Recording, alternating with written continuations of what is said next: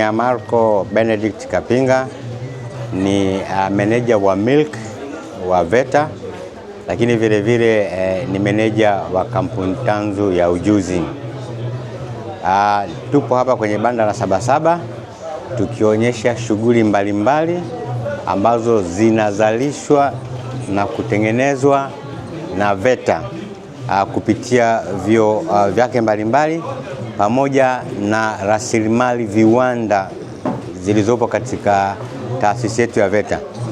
VETA ina jumla ya vyuo 80 ambavyo viko kwenye utekelezaji wa shughuli za mafunzo ya elimu katika nyanja mbalimbali.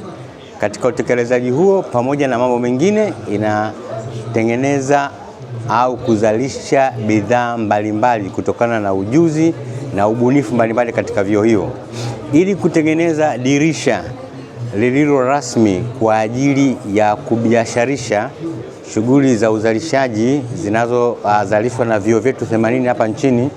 Tumefungua kampuni tanzu ya ujuzi Incorporated Company Limited.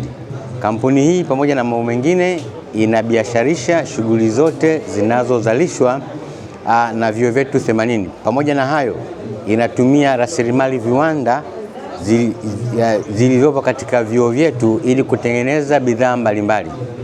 Moja ya bidhaa ambazo zinatengenezwa tunazo hapa mbele yetu ni uzalishaji wa samani mbalimbali.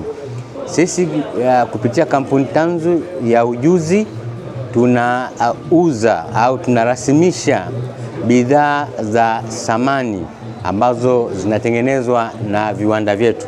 Hapa mbele yenu tunaweza kuonyesha siku ya leo ni bidhaa ambazo zinazalishwa kwenye kiwanda chetu kilichopo Dodoma, ambacho kinaendesha shughuli zake kibiashara na katika uhalisia wa kiwango cha juu, ili kuweza kuingia kwenye soko la taifa na la kimataifa. Kwa sasa tumekuja na baadhi ya bidhaa tunazozalisha, kwa sababu kuanzia tuanze shughuli hizi za kubiasharisha bidhaa za samani, tuna jumla ya bidhaa 824 ambazo tumezalisha.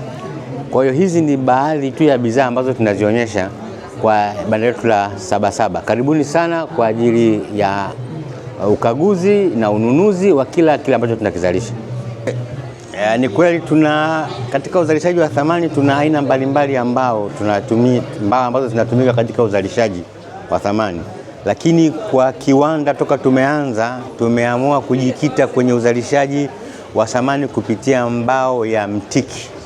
Mbao ya mtiki ni mbao ambayo kwa sasa sio adimu ukilinganisha na mbao zingine ambazo upatikanaji wake ni mgumu, lakini vile vile mbao ya mtiki ina faida nyingi zifuatazo. Kwanza, inapatikana kirahisi Tanzania. Inazalishwa Tanzania, maeneo ya Tanga, maeneo ya Morogoro, Ifakara, mpaka Kilombero unaweza kuipata mbao ya mtiki.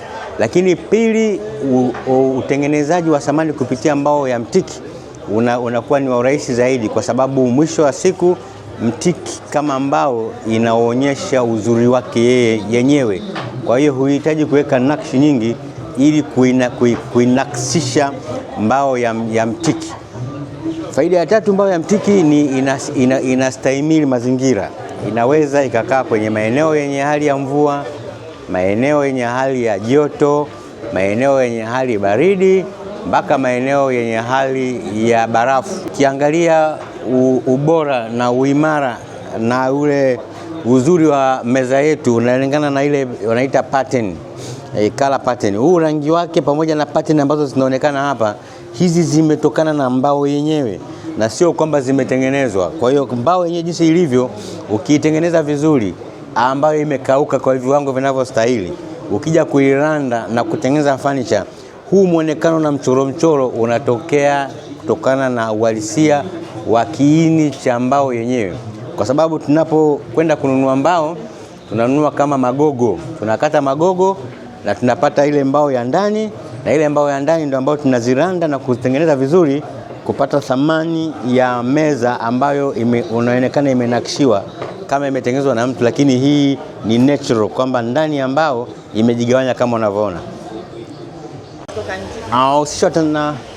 Naomba kuwahusia Watanzania wote kwa ujumla wao popote walipo Tanzania hii, waje kwenye banda letu la VETA waone bidhaa zinazozalishwa kwa kutumia rasilimali zetu za ndani na katika ubora ule ambao unakubalika kimataifa.